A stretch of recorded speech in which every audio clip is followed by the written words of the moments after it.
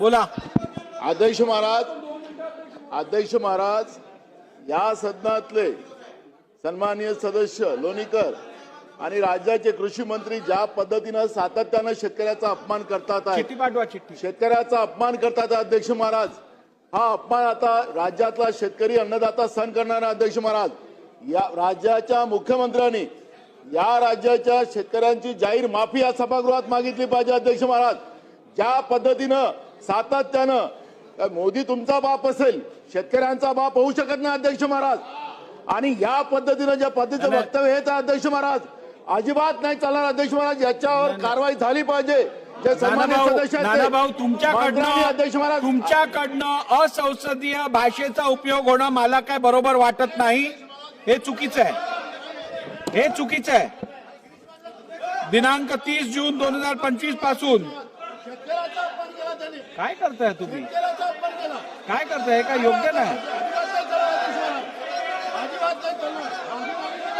हे काय योग्य नाही, हे योग्य नाही, हे योग्य नाही. नानाभाऊ, हे बरोबर नाही, बरोबर नाही. दिनांक 30 जून 2000 हे चुकीचं आहे, चुकीचं आहे, चुकीचं आहे. सभागृहाची बैठक 5 मिनिटांसाठी स्थगित केली जात आहे. अध्यक्ष महोदय,